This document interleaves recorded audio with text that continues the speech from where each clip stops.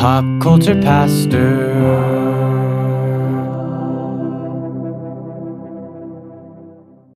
Question. Is Lee Greenwood in the Rock and Roll Hall of Fame? I would think no. That's a sham. What are we even doing? How can you even have the Rock and Roll Hall of Fame if Lee Greenwood's not in there? He delivered you maybe the best song of all time. The best song, the most patriotic song, probably been used in hundreds of Republican campaigns. Yeah, that's not the best song. Made so many people feel happy. Wait a minute, what? What did you just say? Yeah, definitely not the best song. Oh, you get out. It's probably the Get best out of this patriotic song. He is proud to be an American, where at least he knows he's free. These Yeah. words still ring true. Have you not listened to some Louis Armstrong? What a Wonderful World. What a Wonderful World's a very good song, but I wouldn't put it in the class of God Bless the USA. Yeah, because it's the next class up. I hear you. I mean, does it mention the lakes of Minnesota to the hills of Tennessee in It's a Wonderful World? Across the plains to Houston from sea to shining sea? No, it does not. You got me. Yeah. You got me there. I win. I win. I think in order to improve our rhetoric, we should just have on the spot be asked to defend indefensible positions, just so we can get better at arguing online with people, because that's what we really want to be good at. Okay. So this morning, I drew my card, and it was defend Lee Greenwood's God Bless the USA. It's the best song of all time. And like, who knows what the next card will bring? Maybe it's, defend the McChicken as the best chicken sandwich of all time. Get out of here. No, I was serious about that one. Is that not the best chicken? Anyways, good morning. Good morning. It's the it's the Pop Culture Pastor radio show. That's what it is. Name it and claim it. That's what I just did. I named it. I claimed it. And now Joel Osteen's on his way to sue us. Thanks a lot, Joel. He can't copyright words, can he? Oh, actually, he can. He would have the money to do I'm being so. told by the producer that yes, he can. YOLO. Have you met our producer, Chad? No, I haven't. He's in the booth. He talks to us. I promise you he does.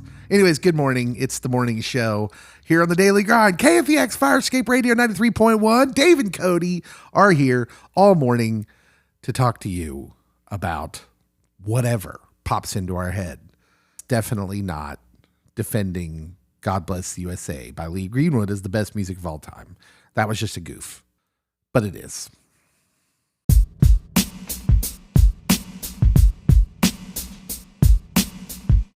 So where are we at with the culture with Britney Spears?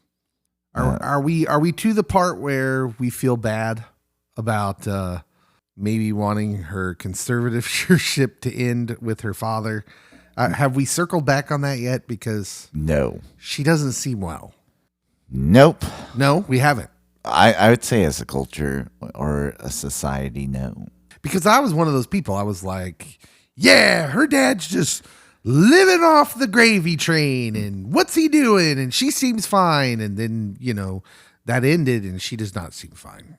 So I'm not going to comment on how she seems. As someone that remembers the meltdown back in 2007 very well, I figured there was a reason that Dad was still there, and Dad could still be a wicked person stealing money. This is true. Both things could be right in this instance. This is true.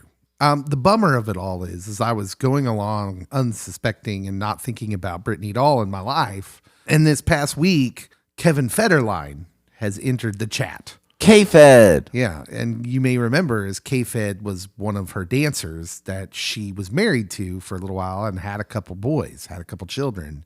And he's got back in the news. He's finally, he hadn't said anything for a long time. But apparently, according to him, she does not have much of a relationship with her sons, and they don't want to see her. That's he publicly said that. Oof. Yeah, and I thought, oh, yeah, there's children involved here. Oh, yeah. We kind of forget about that. I did not. And like, I don't think I ever glamorized the situation for that sake, but we talked about it and I never even mentioned it once because I forgot. As someone that's Team Britney, you don't forget. Well, if you're Team Britney, though, you got to feel something about those boys and like how hard that must be. Like, look, we all probably have imperfect parents in some way, but having their imperfections be for public consumption and people caring about it and like digesting it, that's got to be difficult. It's got to be hard growing up with your mom being super famous and also kind of on the edge, for most of their life. So I feel the treatment that Britney gets, I would compare it to MJ, the Michael Jackson. Yeah. Mm-hmm. Yeah, because she's adored. Yeah. But also there's plenty of people waiting in line to give their diagnosis of what's going on with them. Mm-hmm. And she started off Mickey Mouse Club as a kid and then made it as a professional singer, mid-teens, and then just kept going. And so really, there are quite a few similarities. I'm not going to say anything behavior-wise is the same, but there is some concerning behavior between both of them.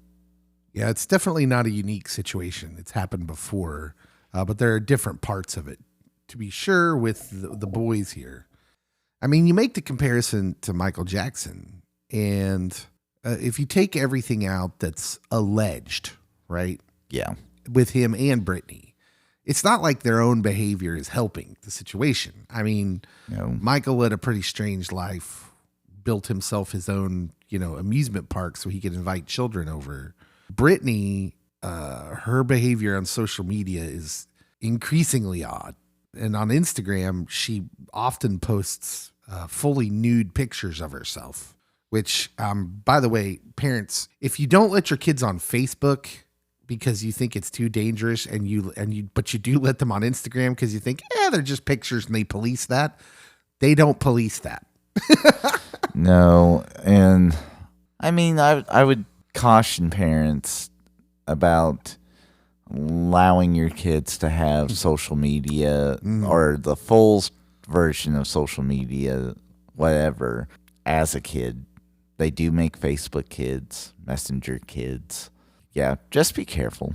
Well, and it's kind of what I'm getting at here is that there's all the evidence in the world where you can see that adults can't really fully handle the social media. And Britney Spears is a great example of that, where she's posting stuff to her Instagram and it clearly is saying to the world, something's not quite right.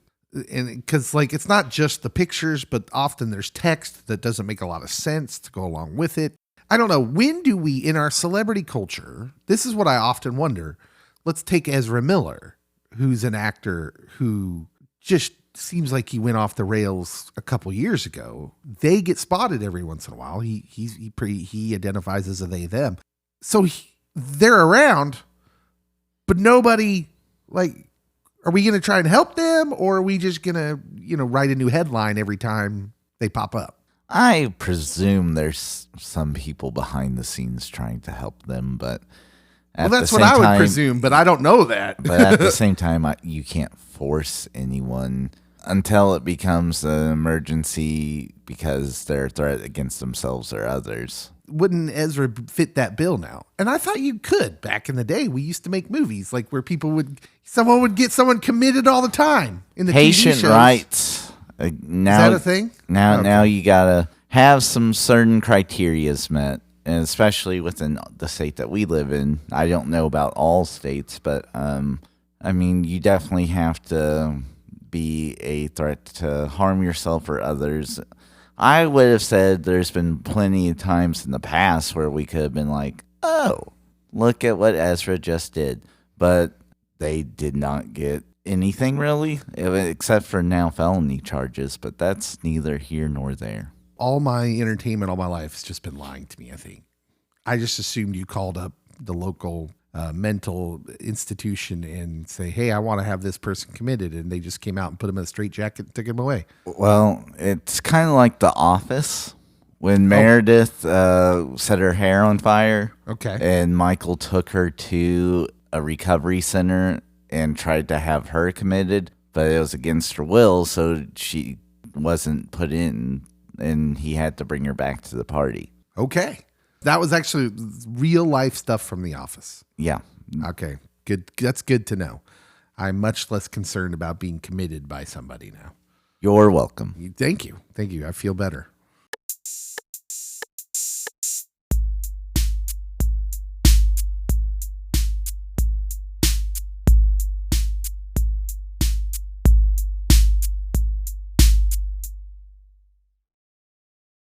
All right. Welcome back to the show. Maybe this morning, maybe you're drinking an energy drink. Maybe that's your thing. I've kind of gotten into this habit of drinking an energy drink per day. Stop it. What? Get out of there. You're sitting there drinking a Mountain Dew. It's slightly That's true, better Cody. for you. That's true. Not much, and I shouldn't be doing it. I think the phrase you were looking for was it's slightly less worse for me. Two wrongs don't make a right. Dave. I never said do as I do. I said do as I say. All right. Thanks, Dad. You're welcome. Man, I didn't expect this bit to go so hard so quick. Well, I've touched a nerve. you're playing with fire, Dave. Okay, well, this is what I want to talk about because the energy drinks are, man, that's a thing. Is this true. $1 billion business in this country? Probably. It was back in the day. The energy drinks are, and then there's so many of them now. It used to be just like ton Red of Bull and Monster and NOS. And now there's just tons of them. And it used to be you could only get the Red Bull or whatever at the convenience store, and you had to go to GNC for all the other ones. Because here's the thing, they are supplements. That's what they're considered by the FDA, which means they're not guaranteed safe by the FDA like your normal food and drink products. They're not safe. Well, this person might agree with you.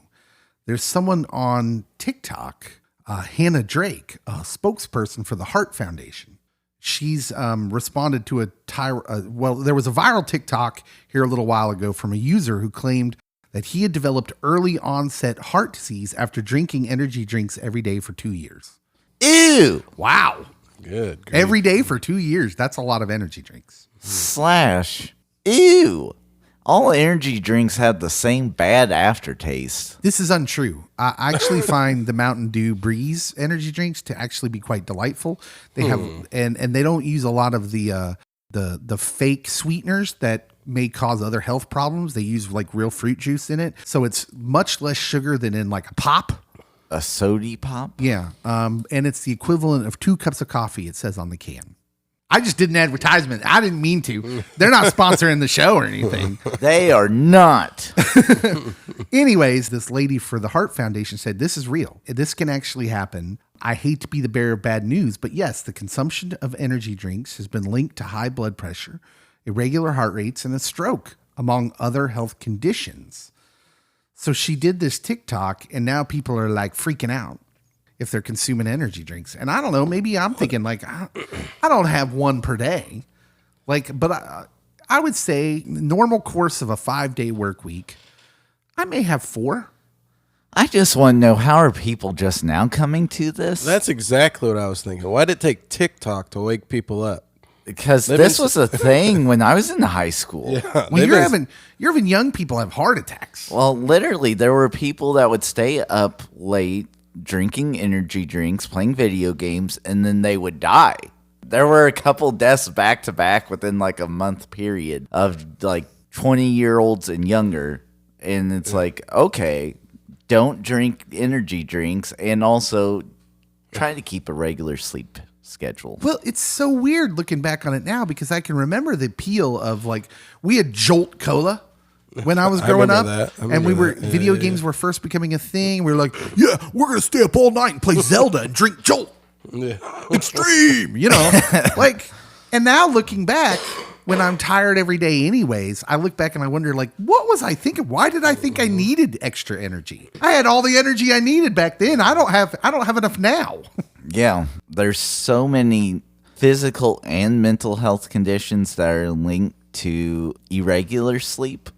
and energy drinks also mess up your sleep cycle. Yeah. So Yeah. stop Bad it. deal. Just stop it now. So this lady, Hannah Drake, spokesperson for the Heart Foundation, has a viral TikTok going on, speaking out against energy drinks. She said a specific example of something that can happen is atrial fibrillation, which is a type of arrhythmia. It can lead to blood clots, increase your risk of stroke and heart failure. She explains in the TikTok. We like to call it AFib. AFib, yeah, okay. She explained that the content of the energy drinks, what I was saying in that first segment, largely considered dietary supplements. So they're not preemptively screened by the FDA. And while the FDA does put a cap on what they consider a safe limit to caffeine consumption, which is about 400 milligrams or less per serving, it's hard to know exactly how much caffeine is actually being consumed in energy drinks. So I thought this the other day. I just assumed that the amount of caffeine was on all those energy drinks, but they're not. Did you know that? So the Mountain Dew one gives you an equivalent to how many cups of coffee you're drinking, which is 2. Yeah. But then I was looking, I assumed it was like that on all of them, but then no, I looked on someone else had a different energy drink, and I was like, wow, they don't even list how much is in here. It's not surprising that Mountain Dew lists it just because they're part of a big corporation. And big corporations tend to protect themselves somewhat. Well, I'm a little fuzzy on the whole non-FDA, like the supplement stuff. I don't understand why you can sell anything that's not FDA approved. Why do we have this classification of stuff called supplements? So this was a big thing, talking point when creatine first came out. So when I was younger and I was playing basketball and working out every day and doing a thing, man, there were a lot of people that started taking the creatine when it came out. But there were a lot of things that people took that we found to be dangerous and made illegal since then. So like when I first started, a lot of guys were taking Ripped Fuel. Do you remember this? You guys might be too young, but it was ephedra. Oh, that's not good. Yeah, it was a main ingredient in what they used to make meth with, so they made it illegal. And there was a guy that played for the Minnesota Vikings that the people were just dropping in practices, in heart failure and dying. And they find out that they had this ephedra in their system. Oh, yeah. I remember the guy for the Vikings. Yeah. And so they made it illegal. But my thing is like, I don't quite understand why saying, oh, it's just a supplement means the FDA can just take a pass on it and you can sell it and make money on it. Oh. And it can be out there for mass consumption. True. I Doesn't find make it much sense. very weird, especially considering like with the government's stance on vapes, because they found that it was being targeted towards younger audiences or younger groups, especially teens. And so that's why they're like, oh, we're going to start blotting this out of existence. This literally has been marketed to youth and young adults forever. Okay, well, excuse me. Hi, nice to meet you, Cynical Dave. Nice to meet you. Doesn't that reek of big tobacco and Yeah. the inroads they've had in our government for many, many years? Because, like, yeah, why would big vape get attacked? Why would vaping get attacked immediately?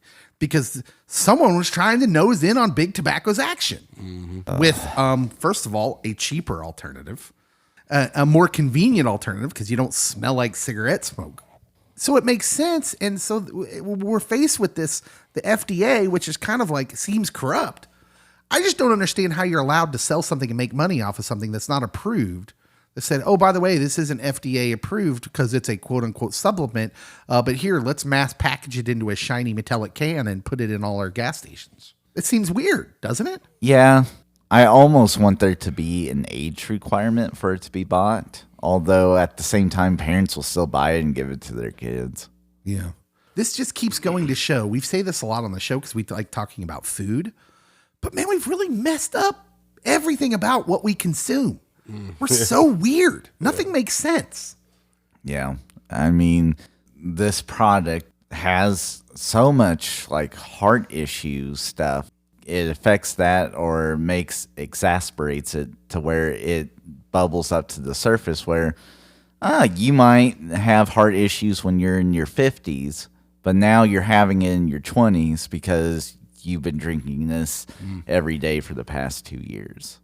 I like your idea of having it be like a certain age because that helps youth groups a lot instead of Yeah. all my boys buying energy drinks, except they just buy a ton of Mountain Dew. But Well, when I was in high school, I can remember hearing stories of kids taking too much no-dos and getting sick. It made them sick. I don't know what that is. And then they would miss school. Like they were trying to stay up and cram for a test, bought no-dos over the counter because that's where it was. It was like caffeine pills. Well, Oh yeah. Okay. Saved by the Bell warned me about this. yeah, that's so- right. That's right. And we didn't, so because we didn't have energy drinks back then, we just had Jolt. All of this is very strange, but this lady's out there on TikTok, doing God's work, Saving trying lives. to warn people. And by the way, I don't know who the Heart Foundation is, but having someone do TikToks, this is the new way. If you want to get information out there, I try to tell people, it makes me so sad because there's some people be like, well, you got to put an advertisement in the newspaper. No, no one will see that. So, like, No one under the age of 89. the most random TikTok I had seen, and it was informational, and I was like, oh, that's kind of cool, but kind of weird at the same time. These two funeral home directors were talking about cremation, and they said that one of the questions they get asked the most is, can I put popcorn in my suit jacket pocket when I'm being cremated? And they told them that, Nobody asked that. but literally this TikTok got hundreds of thousands of views, and they're like, well, if you want it to actually pop, you can't do it that way. You have to get one of those Jiffy Pops. Yeah. That have the skillet handle. Right. and That's the messed oil. up. Well, this Hannah Drink, she goes on to say that discussing caffeine in energy drinks is difficult because, again, it's not FDA regulated. There's such a wide range of caffeine content, serving sizes, and additional ingredients. So she references this 2016 study on caffeine content in energy drinks. She says there have even been discrepancies regarding the amount of caffeine that's listed on an energy drink and the amount of caffeine that's actually in there. That Mountain Dew energy drink could be lying to you. Darn you, PepsiCo! I don't know. Some brands are known, it says, to push caffeine content to the limit at a range of 80 milligrams to over 315 milligrams per serving. I don't even know what that means. That doesn't mean anything to me. She goes on to say that some of the other unregulated ingredients added to amplify the effects of caffeine. So caffeine's not even good enough for us. We need stuff to amplify the I was caffeine. going to say the bad stuff in energy drinks tends to end in "ine," like guarine and taurine, and there's a lot of "ines." They're bad. You need to wean yourself off of the energy drinks is what it sounds like. I ordered Exactly. these 5 minute or 5 hour energy shot things. Yeah. Where would that fall into that? Oh, well, I order? think it's the same thing. Yeah. You just take out all the sugar or fake sweeteners. They don't care if it tastes good. That's why it's like a shot. It's just in that little bottle. You're not supposed to so like it's it. not like an energy drink times 100 or something. See, I like to get the Mountain Dew Breeze thing, and I like to sip it. And often, in my defense, maybe I give my body more time to kind of intake it because it usually takes me a good few hours to drink a Mountain Dew Breeze. Here's the thing. In 2021, the American Heart Association reports that approximately 20% of all heart attacks in the U.S. are silent, meaning the person might not even know they're having a heart attack. But the damage to the heart is still done, and you're left even more vulnerable to having a second heart attack. So there are plenty of people who could be at risk and might not even know it. Cardiologists, this person referenced, said, called energy drinks cardiac death in a can. People started commenting on the video. One person said, I used to drink 3 Red Bulls a day. I now have heart issues as well. Another one said, I worked with a guy that drank 3 or 4 a shift. A shift? He died of a heart attack at 26. It's important to remember, she says, energy drinks are not a substitution for food, which now that one really hit me because often instead of eating something for breakfast, I will just grab an energy drink because it does fill me up a little bit. Eat some granola.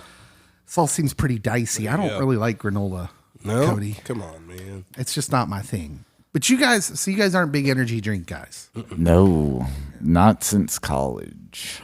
And even in college, I didn't think they tasted good. It was like, okay, this is like a rite of passage for game night. Yeah. So- Yep, exactly. Well- Monster. That was my thing. Yeah. I think the problem arises from look, we're in a coffee shop right now, but that's naturally occurring caffeine, right? It's in the coffee bean. No one's adding caffeine to your cup of coffee. And that's why you should come to the Firescape Coffee House. So there's something too about something that's naturally occurring and you're drinking slowly, which you do with coffee, and then or adding artificial amounts of caffeine to a sweet tasting drink. Like espresso shots put in one drink or something, then you might be. I don't know though, but it's still, I mean, okay, probably it's not great for you. Yeah. But it's still naturally occurring, and I believe that there's something, at least some saving grace in that. I think the problem is when we start inserting things into other things. Like there used to be caffeine gum. Yeah. There still is. Yeah. Yeah. I get it when I take long youth group trips. Ugh. It's gross. Ew. For sure. Yeah, I don't know. This is all it's interesting stuff, and I'm going to curb. I'm making a promise. I'm going to curb my energy drinking for now. And Cody said he's going to stop drinking Mountain Dew. So that's pretty good. No. Woo! This is news, ladies and gentlemen. We have breaking news on the program. Cody, let's quiet on the set. Cody, will you be giving up Mountain Dew? I might cut back. But I don't like the way your voice went up there. That might be a tell for you lying. Are you lying to me right now? You are a pastor. So. I will tell you, I'll let my yeses mean yes and my no's mean no, and I'm not going to say one way or He's the not other. going to say either one. He's saying maybe. Yeah.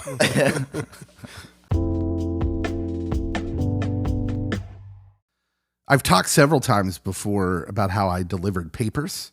I was a paper boy starting at about age 13. And that was kind of scary. Even in Lawrence, which is a pretty nice town.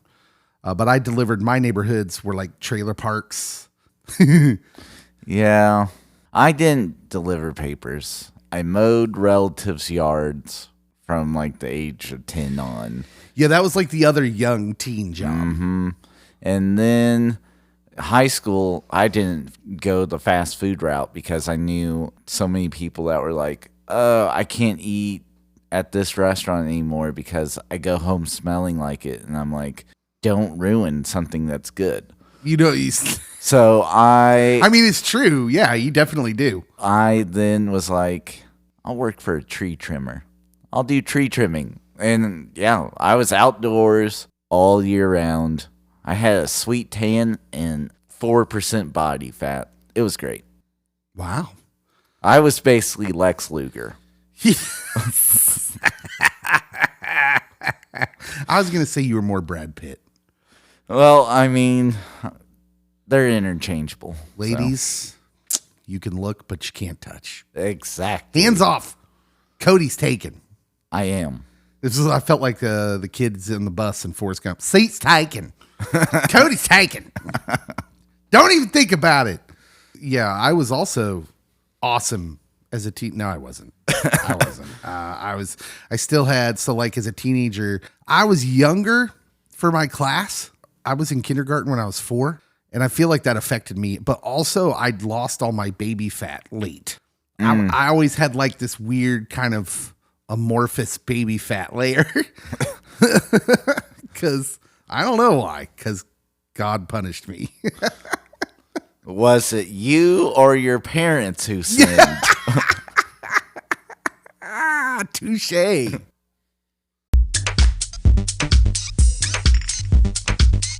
All right, producer, cue the Lee Greenwood. Cue the Lee Greenwood, and I'm proud to be an American. Well, at least. Are we still on Lee? Oh, just for the intro. Oh, okay. Because Cody, there are certain things that symbolize freedom, but not just freedom, American freedom. The freedom that we gave the world. Freedom fries. We did that. That's essentially American. The idea where we gave them that. Yeah. You're welcome, world.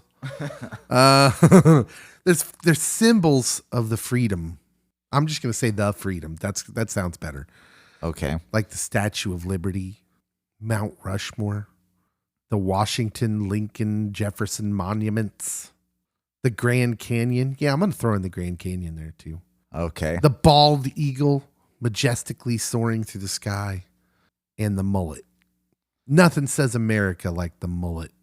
That can also say Canada, though.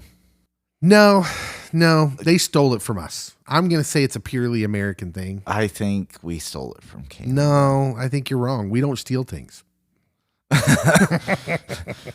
Not like we stole Mount Rushmore or anything. Listen, nobody thinks of, when you see a mullet, a classic mullet, you don't think Canada and donuts and ice hockey.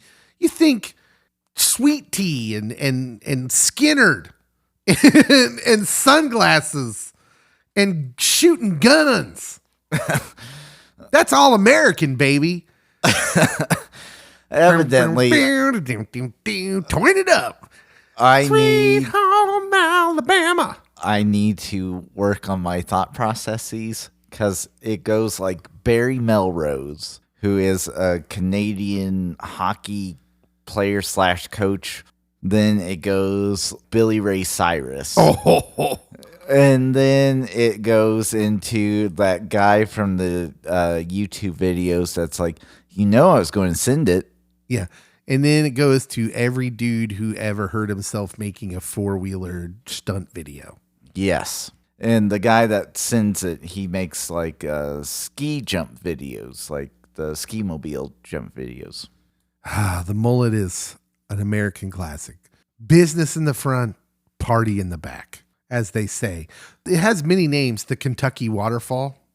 Although you got to have a particular kind of mullet. Oh, yeah. To me, the Kentucky Waterfall is the one that ends in the glorious curls as you get down in the back. My friend Billy would agree. But if you haven't heard, the style has made somewhat of a comeback. I don't know if you've been paying attention to any of the children around here. Oh, all the children have it. Yeah, mullet's making a comeback, y'all. So I think that some that went the Patrick Mahomes hairstyle route decided, you know what, I'm just going to let it keep growing. Then they're like, oh, mullets are back. Mm-hmm. Let's just do a nice little trim up top. It's even showing up like in trendy sections of London and New York. Ew. Yeah. Look at the libs getting in on our conservative action. Ew. But in a lot of our communities, we'd say, Cody, the mullet never went away. It didn't ever fully go away here. And now there's a whole new generation of young children carrying on the legacy and vying for one important prize: the United States of America Mullet Championships. That's a thing. That doesn't need to be a thing. That totally needs to be a thing. And we've got 25 finalists right now. Voting is going on right now. Oh. And these kids, oh man, you got to see some of these kids. They've narrowed it down to 25 finalists. Here's a look at Epic from La Joya, Texas. His name is Epic, and his mullet is epic. It's got that like large feathered Farrah Fawcett look. Oh, that poor kid. What do you mean that poor kid? That poor kid's the kid. coolest kid in his class, and his name is Epic. Oh, I feel so terrible. Nolan from Durant, Oklahoma, he has more of a straight hair look, and he looks really country. Like this kid, like Nolan actually lives on a farm. I don't even have to confirm that. I just know it from looking at the picture. He's really a farmer, and he's got the straight hair. He does. And like if you saw it from the front, you'd say, "Oh, that's a snazzy hairdo." And then you got to the back, you'd be like, "Oh, that's a mullet." Now, Emmett from Carthage, North Carolina, you got to see Emmett because he's got this whole America John Daly the golfer thing going on. Why are parents doing this? He's wearing an American flag collared shirt. Oh, this kid's gonna be like a banker someday. I was going to say professional cornhole player. But Well, don't get me wrong. As a bank president, he's also an unbelievable cornhole player in 30 years, guaranteed. Brock from Douglas, Georgia. He's the first guy where I'm like, yeah, he's got the Kentucky waterfall. You see how it ends in the curls at the bottom? So there's some kids at the school I work at who have the curls in the back, but they also have it on top. And it is weird. Wow. What is with the mullet where you got to wear the sunglasses that are huge too? Like all these kids are wearing like what looks like guys that race cars. The sunglasses they wear, which double as goggles. The sunglasses that Alan Jackson was wearing in 90s country music videos. Now, I feel like Jack from Hosford, Florida should get he should get bonus points because not only does he have the mullet, and not only does he have the sides of his head shaved, and the mullet hair is glorious and blonde, he also has a mohawk on the top. He's got the mohawk it. That is so Florida. You're going to be stunned by this, but no one in the top 25 is from Kansas. Not a one. Thank goodness. Yeah. I haven't even showed you the kid I think's going to win yet. Mason's from Fremont, California. He's California. Has an entry. And let me tell you something. This kid just looks California. I mean, he may have the fullest mullet I've ever seen. Like, look at that. You know he conditions that hair. Oh, yeah. There's some $high hair product going into that hair. It's glorious. He looks like the Mets pitcher DeGrom when he grew out his hair. Yeah. They probably took this picture and it was like, yeah, that's not my best. It's not the best my mullet's ever looked, but it'll be okay. Send it in. And I look at this picture and I think my hair has never looked this awesome.